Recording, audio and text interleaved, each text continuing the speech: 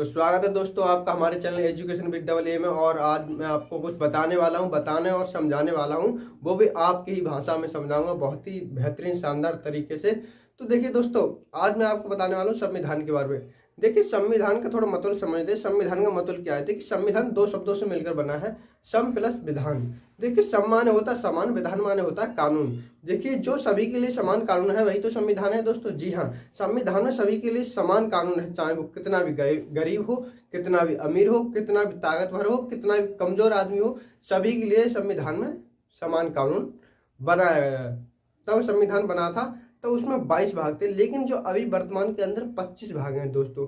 ठीक है, आपको समझना क्या है, जब संविधान बना था तब कितने भाग थे? 22 भाग थे, लेकिन संविधान में अभी वर्तमान की बात करें 25 भाग हैं। जब संविधान बना था अनुच्छेद यानी कि आर्टिकल 395 थे और अभी 470 के प्लस हो चुके हैं। और जब संविधान आपका बना था तब अनुसूची 8 थी और अभी वर्तमान में प्रेजेंट की बात करें तो प्रेजेंट में है आपकी 12 अनुसूची। ठीक है दोस्तों, देखिए जो अब मैं बताने वाला हूं वो आपको भाग एक के बारे में समझाऊंगा। भाग एक में क्या है? भाग एक में आपको आज बताने वाला हूँ। भाग एक में अनुच्छेद है कुछ 1 से लेकर 4 तक अनुच्छेद दिए गए हैं दोस्तों। तो देखिए, पहले अनुच्छेद में समझ लेते हैं, पहले अनुच्छेद में है क्या। तो देखिए, पहले अनुच्छेद में बताया कि भारत यानी कि इंडिया राज्यों का एक संघ है। संघ माने यूनियन, यानी कि भारत हमारा एक क्या है? यूनियन। अब देखिए, यूनियन समझ लेते हैं, यूनियन होता क्या है। देखिए, यूनियन संघ, देखिए यूनियन को ही संघ बोलते हैं, संघ को यूनियन बोलते हैं। लेकिन संघ एक फेडरल माने भी संघ होता है, जो कि अमेरिका के अंदर, अमेरिका एक ऐसा देश है, अमेरिका क्या है? राज्यों का एक संघ है।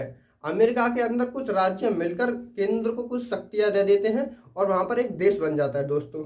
ठीक है, अमेरिका के अंदर क्या है कि राज्य कुछ मिलकर एक देश का निर्माण करते हैं, लेकिन वहां पर हर एक राज्य का हर एक झंडा होता है, उनके हर एक अलग अलग राज्य की अलग अलग नागरिकता होती है।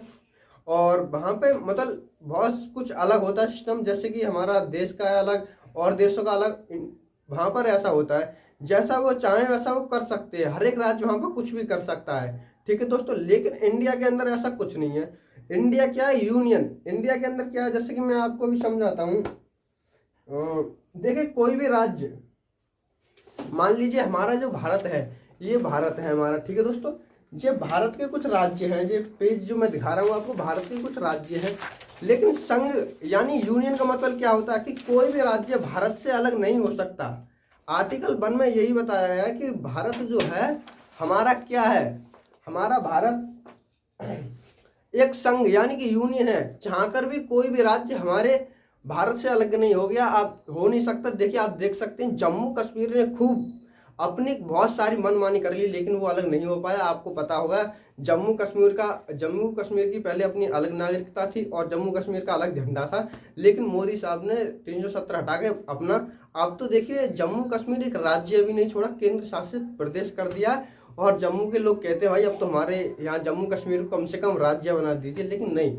चलिए, वो अलग टॉपिक हो गया, उसको किसी दिन अलग से बात करेंगे। देखिए, अब समझते हैं हमने अनुच्छेद 1 में क्या समझा कि भारत क्या है? एक यूनियन है, राज्यों का एक यूनियन है। ठीक है दोस्तों, लेकिन अनुच्छेद 1 में थोड़ा अलग टॉपिक में, अगर नीचे आएंगे संविधान की बुक में आप पढ़ेंगे तो वहां पर बताई गई राज्यों की सूची। देखिए, जितने भी राज्य हैं हमारे भारत के अंदर उनके सभी के नाम है। मान लीजिए जितने भी राज्य हैं, हम कैसे मानेंगे वो भारत के राज्य हैं? तो संविधान में लिखा होना चाहिए ना कि कौन सा राज्य कहाँ पर है।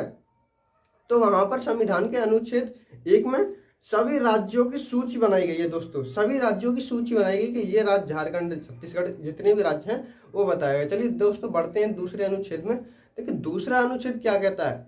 दूसरा अनुच्छेद कहता है कि आप किसी भी देश को भारत के अंदर मिला सकते हैं पूर्व राष्ट्रपति की अनुमति के। ठीक है, ये किसी भी देश को अपने भारत के अंदर कैसे कौन मिलाता है? संसद मिलाता है। संसद मिला सकता है किसकी अनुमति से? पूर्व राष्ट्रपति की अनुमति से। देखिए, जरूरी नहीं कि राष्ट्रपति हाँ करे तभी हम किसी देश को भारत के अंदर मिलाएं, ऐसा कुछ भी नहीं है। देखिए, जो राष्ट्रपति होता है ना, आपको मैं अगर सरल भाषा में बताऊं, राष्ट्रपति एक फूफे की तरह होता है।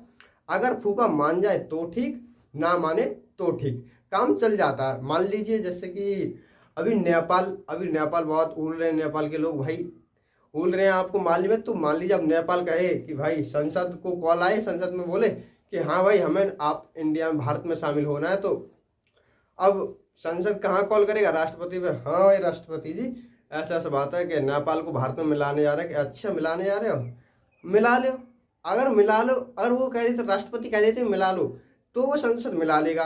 और राष्ट्रपति ये भी कह दे चलो देख लेते, नहीं अभी नहीं मिलाते, फिर भी संसद मिला सकता है, कोई दिक्कत वाली बात नहीं होती है। तो राष्ट्रपति की कुछ ज़्यादा अहमियत होती नहीं है भारत के अंदर। ठीक है दोस्तों, तो देखिए अनुच्छेद 2 क्या कहता है? किसी भी अन्य देश को भारत में मिला सकते हैं। ठीक है, जैसे कि आपको पता होगा सिक्किम, जी हाँ दोस्तों, सिक्किम हमारे भारत का राज्य है ही नहीं। सिक्किम अपना अलग देश था जो कि 16 मई 1975 को भारत में शामिल हुआ था। ठीक है दोस्तों, अनुच्छेद 2 हो गया। अब अनुच्छेद 3 समझते हैं। अनुच्छेद 3 में क्या बताया गया है? अनुच्छेद 3 में बताया गया है दोस्तों, देखिए कोई भी राज्य, भारत का कोई भी राज्य का नाम चेंज करना हो, उसकी सीमा का नाम चेंज करना हो, किसी भी राज्य को 2 भागों में तोड़ना हो, तोड़ सकता है संसद। किसकी पूर्व अनुमति? राष्ट्रपति की अनुमति के साथ तोड़ सकता है। ये संविधान में लिखा हुआ है कि आपको राष्ट्रपति की अनुमति लेनी होगी, लेकिन ऐसा कुछ जरूरी ही नहीं कि राष्ट्रपति की अनुमति हो, वो मैंने आपको समझा दिया है। देखिए जैसा कि आप जानते हैं, उत्तर प्रदेश यानी कि यूपी आपकी, उत्तर प्रदेश से उत्तराखंड अलग हो गया। क्या उत्तर प्रदेश वाले राजी थे कि उत्तराखंड को अलग कर दो? नहीं राजी थे, फिर भी संसद कर देता है। इसमें कोई भी कुछ भी नहीं कर सकता, चाहे उत्तर प्रदेश माने या ना माने, संसद किसी भी राज्य को 2 भागों में तोड़ सकता है, ये उसका अधिकार है। आपके आर्टिकल 3 में लिखा हुआ है, अनुच्छेद 3 में। ठीक है दोस्तों, अब समझते हैं अनुच्छेद 4। देखिए अनुच्छेद 4 में क्या दे रखा है? अनुच्छेद 4 में बताया गया है, जैसे कि जितने भी जो हमने आपको आर्टिकल बताए, अनुच्छेद बताए 1 2 3, 1 2 3 जितने भी आप काम करेंगे, कोई जरूरी नहीं कि उसमें संविधान में संशोधन हो तभी आप ये सभी कार्य करें। गैर संविधान में संशोधन के आप कार्य कर सकते हैं, लेकिन कब कर सकते हैं? जब आपका बहुमत ज़्यादा हो संसद, मान लीजिए वहाँ के विधायक होते हैं, अगर 50% से ज़्यादा विधायक किसी भी लॉ को पास करते हैं, तो आप किसी भी काम को कर सकते हो। अनुच्छेद 1 2 3 को किसी को भी कर सकते हो, जितना भी अनुच्छेद 1 2 3 में लिखा हुआ है वो सब काम कर सकते हो बिना संविधान संशोधन के। आर्टिकल 4 यही बताता है दोस्तों। तो दोस्तों आज हमने क्या समझा? संविधान के बारे में समझा, भाग 1 के बारे में हमने डिटेल से समझा, बहुत ही बेहतरीन तरीके से मैंने आपको समझाने की कोशिश करी है।